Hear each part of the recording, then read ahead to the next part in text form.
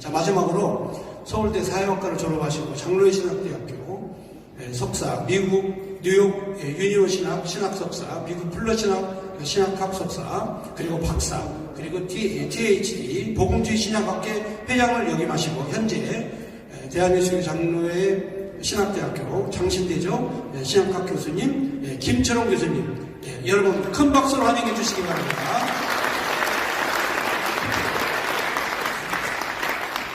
반갑습니다. 저도 앉아서 부탁드리겠습니다. 방금 제 간단한 양력 소개하면서 제가 미국의 유년 신학교에서 공부했다는 말 듣고 조금 의아하게 생각하시는 분도 계실 수 있을 것 같아요. 미국에 이제 유년 신학교가 두 개가 있습니다. 같은 이름의 학교인데 하나는 버지니아에 있고 하나는 뉴욕에 있습니다. 뉴욕에 있는 그 유년 신학교라는 것은 소위 말하는 자유주의 신학교죠. 그래서 미국에서 자유주의 신학으로 제일 자유주의가 심한 학교가 어디냐? 1번이 유년 신학입니다. 제가 거기 나왔습니다. 제가 거기서 에큐메닉스라고 에큐메니카 운동에 대한 학문을 제가 공부했는데 제가 이렇게 생각해 보면은 저희 학교에서 제가 바울신학도 하고 또 저희 학교에서는 학생들도 그렇게 말하고 다른 교수님들도 그렇게 말하는데 김철원 교수가 제일 보수 꼴통이다. 제일 보수적이다. 그런 말 하는데요. 제가 사실 과거 이력을 돌이켜보면은 제가 이런 보수 신학만 한 게 아니고 저는 나름대로 미국에서 제일 자유주의라고 말하는 그런 학교에서도 제가 공부를 해봤습니다. 그래서 저는 자유주의 신학의 본질을 귀로만 들어서 하는 게 아니라 제가 직접 그 학교 가서 교수들의 강의도 듣고 책도 읽고 이렇게 하면서 제가 직접 경험을 했었고요. 또 과거에는 여러분 아시다시피 제가 한때는 운동권 학생으로 해서 저도 우리나라에서 이 사회주의 공산주의 그런 정부를 세우고 그런 사회주의 국가를 만들어야 되겠다라고 생각해서 열심히 한때 그런 운동을 했던 적도 있습니다. 그러나 이제 하나님의 은혜로 제가 지금은 돌아와서 제대로 된 그런 신학적인 입장을 갖고 있고 또 제대로 된 역사관이나 국가관을 갖고 이렇게 살아가게 되고 정말 감사하게 생각하고요. 그런 과정에서 정강원 목사님을 이제 만나뵙고 그분과 함께 또 이런 제가 큰 도움을 드리고 있지는 않습니다만은 정 목사님과 같은 길을 걸어갈 수 있게 된 것을 참으로 기쁘게 생각합니다. 여러분들이 아시다시피 2021년도에 제가 속한 대한예수교 장로회 통합교단입니다.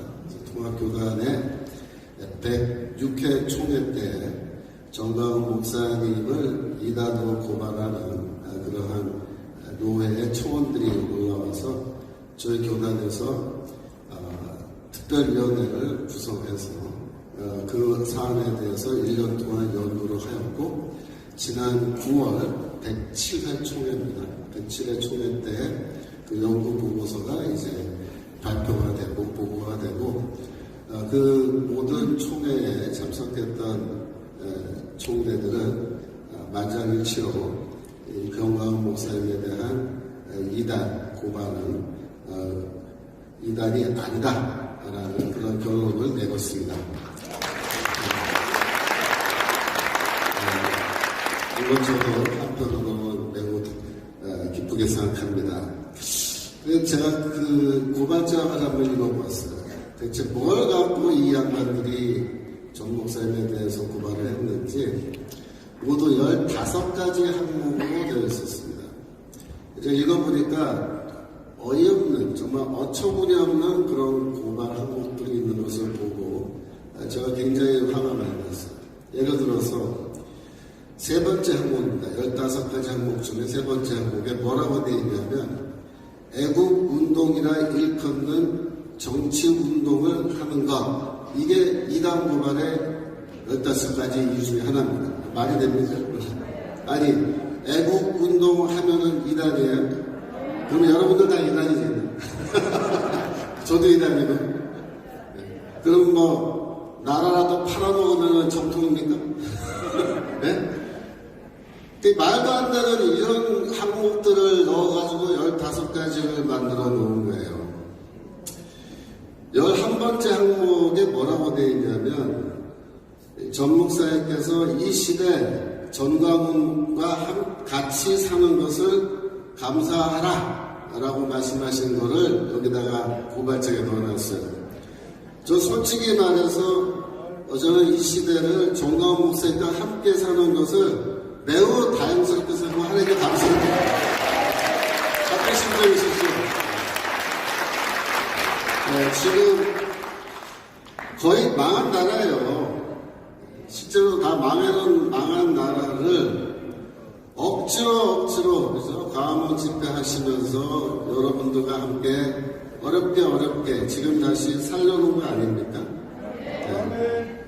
이거 감사할 일이죠. 제가 사실 2016년 그저 어간 15년부터 우리나라의 여러 가지 문제에 대해서 걱정을 하면서 제가 이런저런 활동을 좀 하기 시작했었는데요. 2016년도, 17년도 초반까지만 해도 소위 말하는 우파 진영의 제야 세력이라는 게 있었어요. 그래갖고 그 모임들도 있고 회의도 있고 거기서 앞으로 우리가 어떻게 하면 좋겠냐 이런 대책도 세우고 한 적이 있는데 안타까운 일입니다만 그 이후에 이 선거를 할 때마다 그것이 뭐 지방선거도 있고 국회의원 선거도 있고 대통령 선거도 있고 뭐 여러 가지 선거를 할 때마다 내부에 싸움이 났어요. 어떻게 하면 좋겠느냐 이런 거 가지고 뭐 누구는 된다 안 된다 이런 거 갖고 싸움이 나가지고 선거를 할 때마다 분열해서 지금은 완전히 그냥 질이 멸렬했어요. 뭐 모이는 모임도 사실 없고요. 세력이 다 많이 됐어요. 그래서 저도 한때 굉장히 실망하고 참 걱정하고 이런 상황 속에서 누군가가 무엇인가가 또 구심점에 대해서 나라를 다시 바로잡기 위해서 우리가 힘을 합쳐야 되는데 구심점이 없었다는 구심점이. 그러나 전 목사님께서 2018년인가요? 제 기억에 2018년도 3월 달부터 다시 광화문에서 집회를 시작하시고 그때 이후부터 제가 꾸준히 여러분들이 집회하셔서 결국 이 뭐 정말로 이제 이민 안 가면 안 된다는 전체적인 상황 속에서 우리가 그래도 아직까지는 대한민국이 순위 붙어 있고 이렇게 우리가 자유를 누리고 있는 건데 이게 다 누구 덕분입니까? 정광훈 목사님 덕분에 하는 거예요. 이 시대에 정광훈 목사님과 같이 사는 것을 감사해야지 그러면은 그 감사 안 하고 이게 무슨 이단 사회냐고요, 이단 사회. 제가 속한 통합측 교단이지만 제가 너무 부끄러운 거예요, 이런 거 보면서. 어느 누구인지 모르지만, 이딴 것들을 갖다 놓고 지금, 전 목사님이 이단이다, 그걸 심사하라고 하는 거예요. 정신 나간 사람들 아닙니까? 12번 항목에 보면요, 코로나19 대처에 있어서 정부의 방침을 따르지 않은 점. 이것도 이단 사회예요. 아니, 문재인 정부 때 코로나19 대처가 얼마나 엉망이었는지 다 아시잖아요. 네? 그거를 따르지 않았다고 그게 이단이 되는 거예요? 말도 안 되는 거죠. 네. 14번에 보면요. 정광훈 목사님을 따르는 신도들의 행태 이렇게 놓고요. 즉 소위 바이러스 음모론, 보건소 검사 불신, 정규 방송 뉴스에 대한 불신, 진단검사 거부, 확진자 입원 거부 및 집회 찬성 등등인데요. 이런 것도 무슨 정광훈 목사님이 책임지고 이단이 되어야 할 사안입니까 이게 말이 안 되는 소리예요. 그리고 정규 방송 뉴스에 대한 불신은요. 전 국민들의 몇십 프로가 다 갖고 있어요. 저도 그러면 이단이네요. 그러면 저는 정규 방송 안 본 지가 벌써 6년이 넘어갑니다. 말 같지도 않은 소리 갖고 지금. 하여튼 이런 거를 갖다 놓고 고발장이라고 해놓고 그래도 다행스럽게 이단 아니다라고 나왔으니까 우리가 하여튼 감사할 일이긴 합니다만 이런 식입니다. 이런 식. 이번에 한기총에서 나온 고발 사안들 아직 제가 문서로 받아보지를 못했어요. 그래서 저희 이제 교수님들하고 문서가 나왔냐, 문서가 나오면은 우리가 그걸 갖다 놓고 조목조목 한번 따져볼 거다 그랬는데 아직 문서를 못 봤지만 너하나 TV에서 이제 간단하게 요약해서 몇 가지 이런 문제로 고발을 했다라는 걸 이제 이야기 들었습니다. 우리가 좀 제가 보면서도 참 어이없는 그런 내용 가지고 이번에 이런 어이없는 그런 결정을 한 거죠. 그래서 한기총의 이단 사이비 대책위원회 줄여서 이대위라고 그러는데 거기 5분인가 계시다 그러잖아요.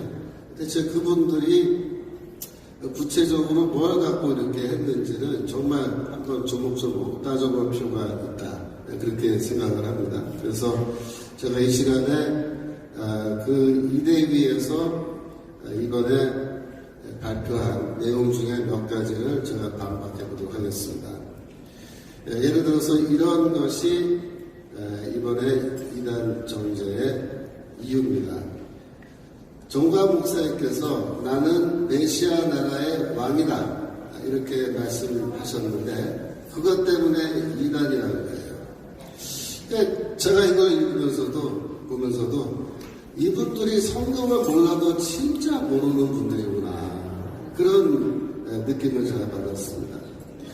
여러 선배 목사님들 여기 다 계시기 때문에 여러 선배 목사님들은 이미 다 성경에 대해서 아시고 다 아시는 내용이 되겠지만 지금 또 모르시는 분들이 이제 이 방송을 보실 수도 있고 특별히 이대위 계신다는 5분에게 제가 좀 알려드리기 위해서 이제 제가 설명을 드리겠습니다. 창세기 1장 28절 혹시 열어볼 수 있나요? 성경 말씀. 제가 성경 말씀을 좀 읽으면서 제가 해야 되는데. 창세기 1장 28절 하나님이 그들에게 복을 주시며 그들에게 이르시되 생육하고 번성하여 땅에 충만하라 땅을 정복하라 바다의 고기와 공중의 새와 땅에 움직이는 모든 생물을 다스리라 하시니라. 아멘. 하나님께서 아담과 하와를 창조하신 다음에 그들에게 명령을 하셨는데 명령의 핵심이 뭐냐면 이 모든 피조 세계의 모든 것들을 너희가 다스리라는 거다. 다스리라. 여러분 다스리는 건 누가 다스리죠? 왕이 다스립니다. 그래서 우리 기독교 신학은 물론이고 유대교 랍비들의 신앙에서도 아담을 왕으로 그렇게 봅니다.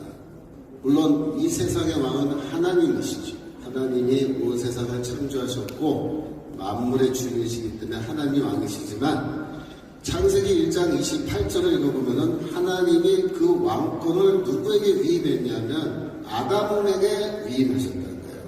그래서 아담이 이 모든 피조세계의 왕으로 세워졌다는 겁니다. 우리가 그것을 어디서 확인할 수 있냐면 시편 8편입니다. 시편 8편 1절부터 볼까요? 여호와 우리 주여 주의 이름이 온 땅에 어찌 그리 아름다운지요 주의 영광을 하늘 위에 두셨나이다. 그 2절은 생략하고요. 3절 주의 손가락으로 만드신 주의 하늘과 주의 베풀어 두신 달과 별들을 내가 보니. 그러니까 지금 시편 8편에서 이야기하고 있는 주제는 뭐냐면 천지창조입니다. 그렇죠? 주께서 손가락으로 만드신 주의 하늘과 주의 베풀어 두신 달과 별. 그래서 천지 만물을 창조하신 하나님을 찬양한 다음에 4절에 사람이 무엇이건데 주께서 저를 공부하시나이까. 5절 저를 천사보다 조금 못하게 하시고 영화와 종기로 가는 씌우셨나이다. 이게 사람이 누구겠어요? 4절에 바로 아담을 갖다가 그래서 아담을 영화와 종기로 가는 씌우셨다. 결정적인 것이 6절이죠. 주의 손으로 만드신 것들을 다스리게 하시고 그랬죠?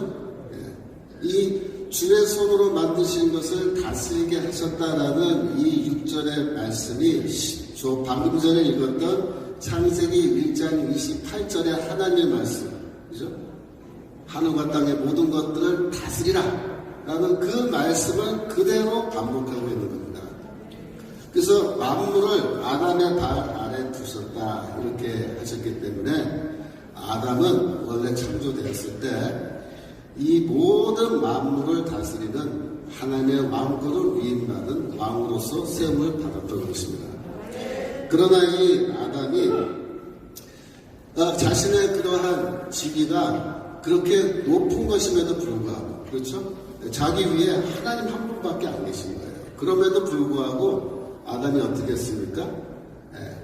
한 단계 더 올라가려고 하나님처럼 될 수 있다 라는 그런 뱀의 유혹의 거짓말에 속아가지고 선악과를 따먹음으로 아담이 에덴에서 쫓겨났는데 그 무슨 뜻이냐면은 아담이 갖고 있던 왕의 지위를 상실했다는 겁니다. 상실. 그래서 원래 아담이 왕인데 그 왕의 지위를 누가 차지했냐면 바울의 표현에 따르면은 사망이 그 왕의 지위를 찬탈하고 사망의 세력이 이 세상을 왕으로 다스리는, 그래서 사망이 왕으로 탄다라는 말이 바울 서신에 잘 나오잖아요. 그 말이 바로 그 말입니다. 그래서 이 세상에 왕이 돼서는 안 되는 죽음의 세력이 왕으로서 가는 그런 비정상적인 상황이 발생한 겁니다.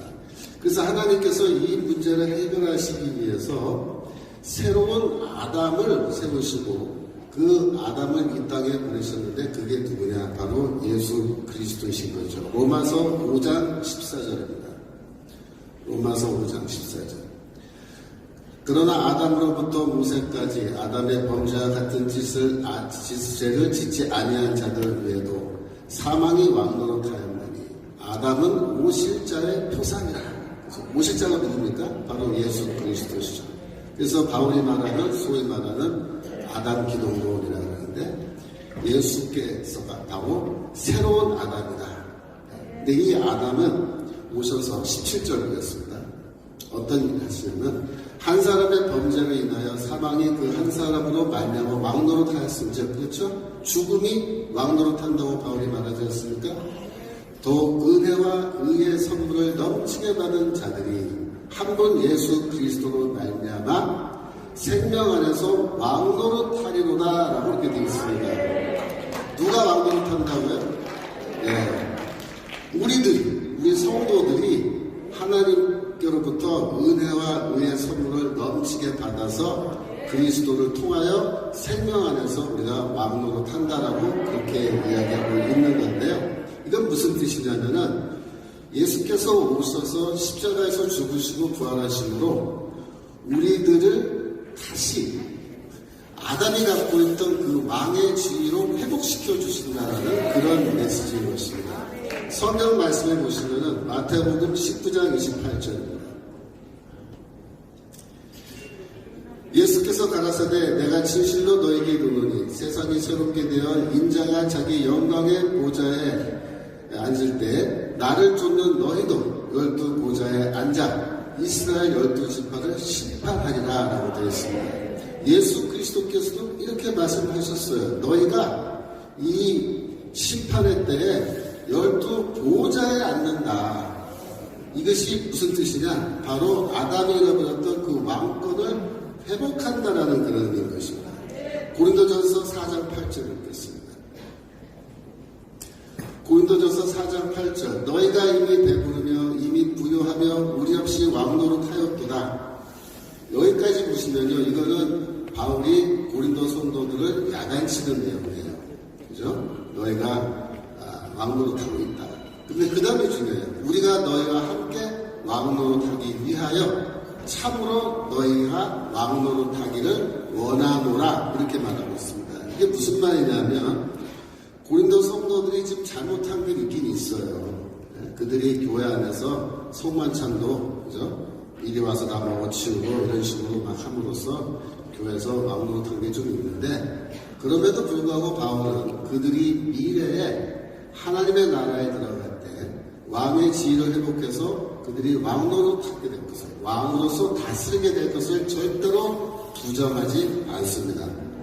디모데후서 3장 12절입니다.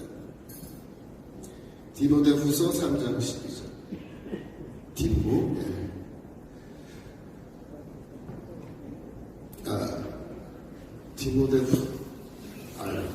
디모데후서 3장 12절이 잠깐만요.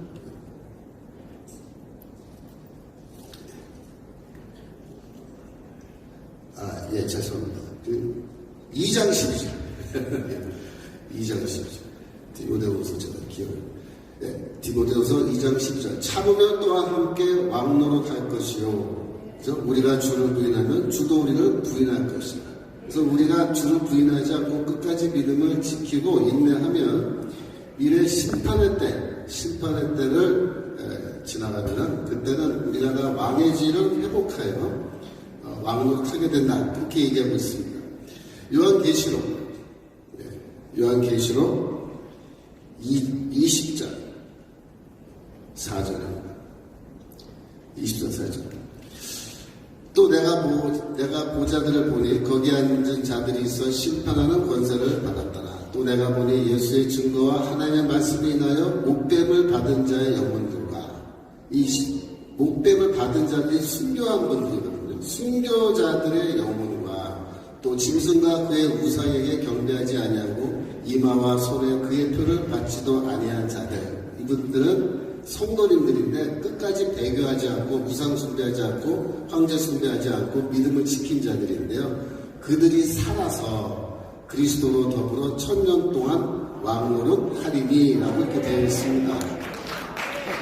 6절로 내려가시겠습니다. 6절. 이 첫째 부활에 참여하는 자들은 복이 있고 거룩하도다. 둘째 사망이 그들을 다스리는 권세가 없고 도리어 그들이 하나님과 그리스도의 제사장이 되어 함께 있을까요?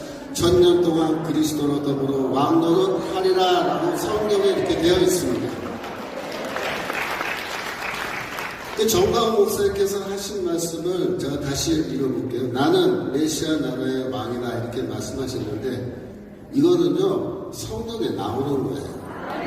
무슨 말이냐면은 그 뒷부분 무슨 말이냐면은 이 메시아의 나라가 되면은 우리 성도들은 누구나 다 너나 할 것 없이 모두가 다 이 아담이 잃어버렸던 왕의 지위를 회복해서 하나님 나라에서 그리스도와 더불어 왕으로 살아간다라고 그렇게 이야기하고 있는 겁니다.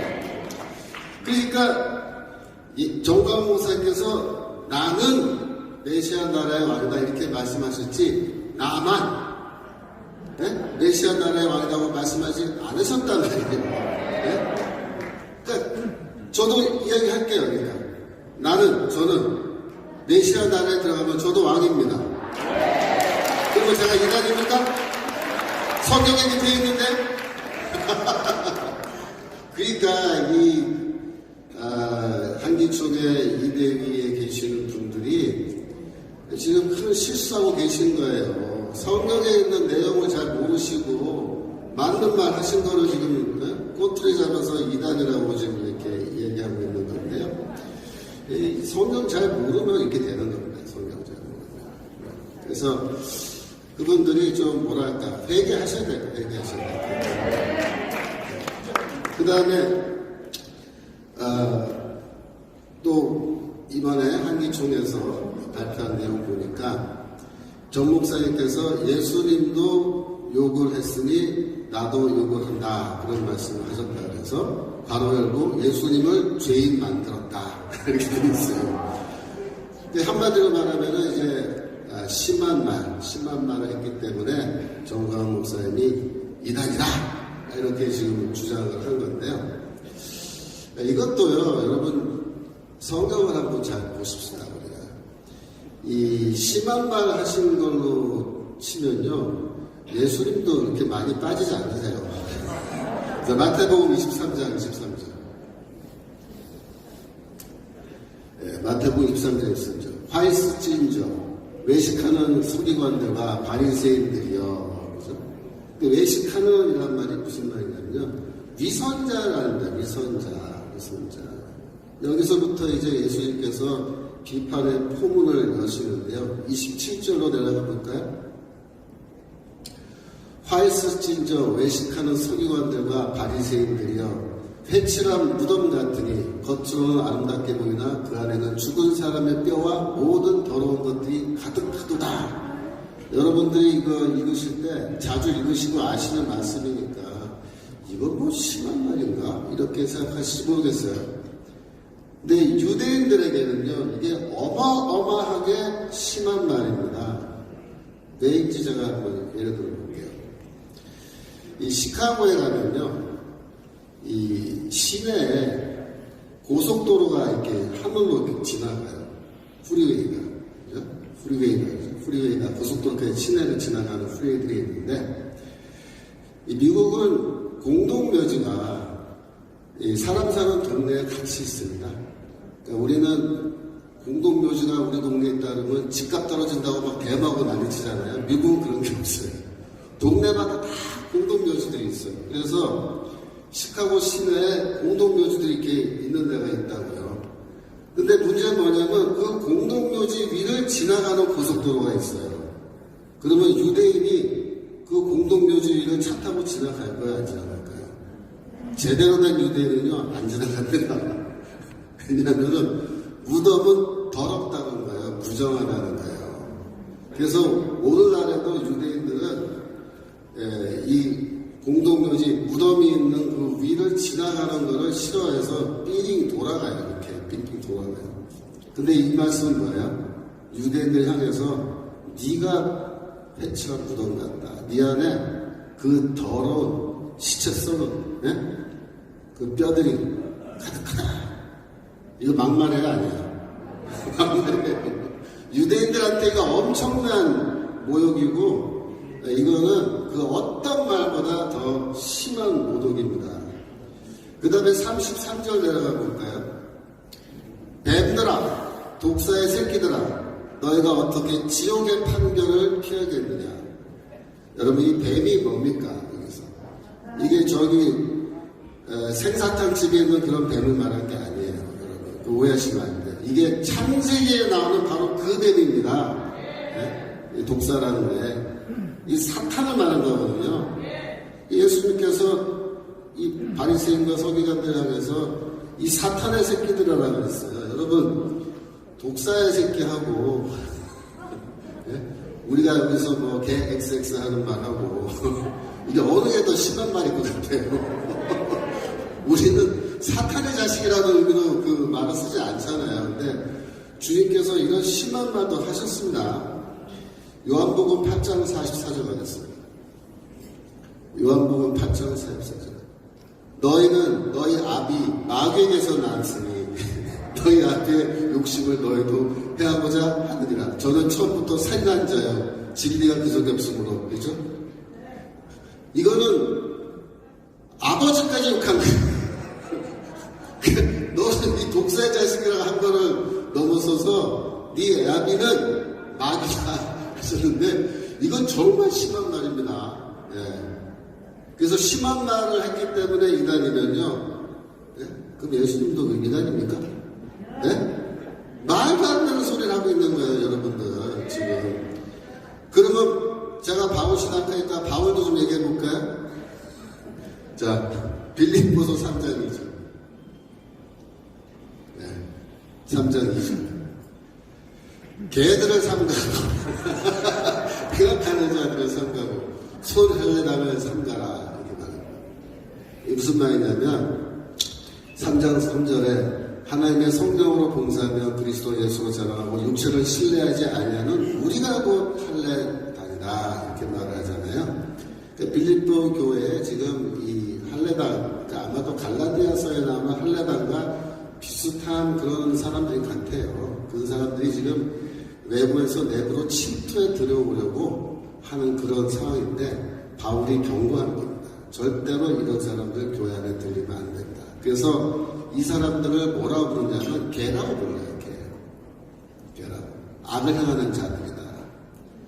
손할례당이라는 이 번역은 사실은 이게 한국말로 번역이 좀 힘들어서 이렇게 번역한 건데요. 원래 이 헬라어로 할례를 페리토메라고 해요. 페리토메.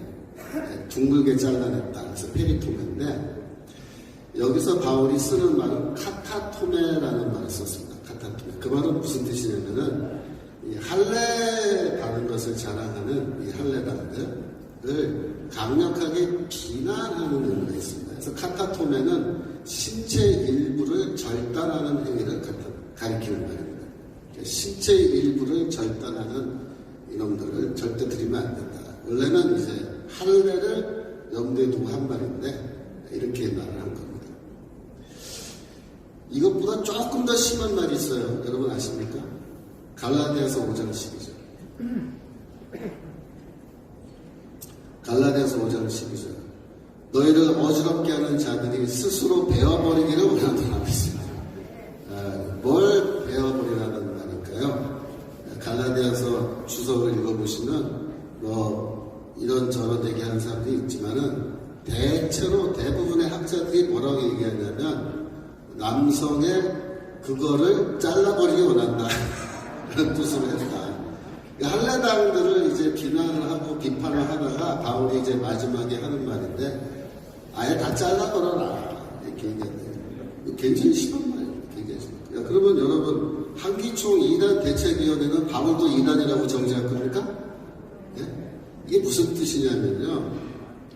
상대를 봐가면서 예수님도 바울도 강력하게 비난을 하고 비판할 때는 상당히 도에 좀 넘어서는 것 같은 정도의 그런 심한 말을 한 적이 있다라는 겁니다. 이게 성경에 나와요. 그렇기 때문에 정우환 목사님께서 아까 말씀하셨죠. 문재인, 이재명, 주사파 한테 만만하지 뭐 다른 분들한테 만만한 적 그런 놈들한테 만만하는 게 맞는 거죠. 여러분 심한 말을 해야 할 대목에서는 심한 말을 하는 것이 필요합니다. 죄를 고발할 때 심한 말 해야 돼요. 죄를 고발할 때 사근사근하게 상냥하게 부드럽게 점잖게 이렇게 고발하면 될 것 같아요. 구약의 선지자들이 이렇게 했을까요? 천만의 말씀입니다. 위험을 경고할 때 그죠? 이대로 나가면 안 된다. 저기 절벽이 있는데 지금 절벽을 향하여 이 나라가 가고 있다. 저기 떨어지면 다 죽는다. 이 경고를 하는데 아주 점잖게 사근사근하게 그렇게 하면 좋겠어요? 아니죠. 여러분 지금의 시대는요. 위중한 시대고 위기의 시기이기 때문에 전목사님 같은 분이 이 대중을 향해서 마이크 잡고 경고하시고 이렇게 고발하실 때는 강력한 언어를 쓰시는 것이 오히려 합당하다고 생각합니다. 여러분들 전목사님께서 마이크 잡고 집회하시고 강연하시고 혹은 또 교회에서 설교하실 때 세련된 말로 그렇게 하시면 여러분 좋겠어요? 예? 점잖은 말 하길 원하세요 여러분? 전목사님은? 예? 부드러운 말로? 이 귀에 듣기 좋은 말? 예? 예? 아니잖아요. 지금은 그런 시대가 아닙니다. 그런 시대. 또 전 목사님이 서 계신 그 위치는 그런 위치가 아니신 거예요. 그래서 여러분들이 전 목사님을 보시면서 저도 이제 전 목사님 뵈면서 뭐 주일 설교하시는 것도 제가 열심히 다 듣고 하는데 원고 없이 하세요. 원고 없이. 저는 설교할 때 반드시 원고 써서 합니다. 저는 원고 없으면 절대 설교단에 올라가 너무 부담스러워요. 저는 힘들어요. 그래서 저는 반드시 원고 써서 하는데 근데 저는 그래요. 그래서 원고 없이 설교하신 분들 보면요. 너무 뭐랄까 존경스러워요. 존경스러워요. 어떻게 원고도 없이 저렇게 잘하시나. 그래서 여러분들 정말 전 목사님께서 점잖은 말로 그죠? 써놓은 원고 저처럼 읽는 방식으로 그렇게 설교하시길 원하지 않으시잖아요. 그죠? 네, 그렇기 때문에 우리가 전 목사님께서 이렇게 말씀하실 때 중간중간에 좀 심한 말 그 듣는 그 인간들이 들을 때 심한 말이지 우리가 들을 때는 카타르시스잖아요. 속이 다 풀어내죠. 나도 그런 말 하고 싶은데 차마 제가 말 못하고 있는데 전 목사님께서 해주시니까 저는 그냥 아멘 하면 되잖아요. 감사합니다. 감사합니다. 자, 그 다음에 또 이번에 한기총에서 한 얘기 중에서 전 목사님께서 나는 성령의 본체다라는 말 했다고. 그래서 이제 괄호 열고 간접 인정이라고 써놨어요. 간접 인정. 그것도 뭔 소리? 이게 알고 보니까 이거는 송영선이라고 하는 국회의원이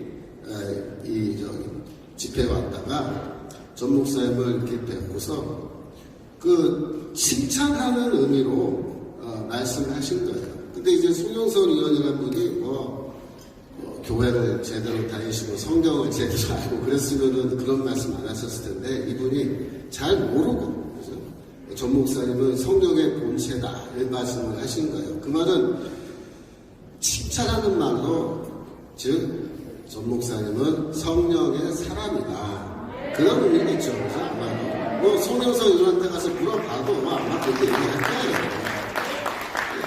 근데 그런 말을 한 거를 이제 전 목사님이 한번 송 의원이 이런 말 한 적이 있다. 이런 말을 했다 그래서 이라이다. 참 이런 분들 보면요 아주 뭐랄까 이 단순하신 것 같아요. 너무 한기총 2단 대책위원회 분들이 너무 생각이 단순했어요. 다른 사람이 한 말이에요. 다른 사람이 한 말을 어떻게 그걸 가지고 이단이라는 그런 공격의 근거로 삼을 수 있느냐. 그건 말도 안 된다.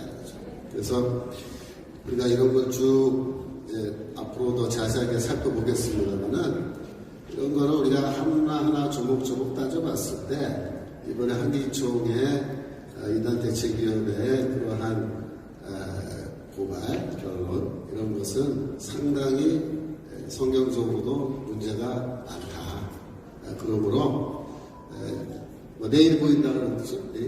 한기총에서 내일 실행위원회를 보인다 그러는데 실행위원들께서 한번 잘 생각해 보셔야 될 거예요. 잘 생각해 보셔야 될 것이고 자기들의 일생일대에 정말 부끄러운 그런 바보 같은 그런 결정을 하지 않기를 제가 공고드리겠습니다.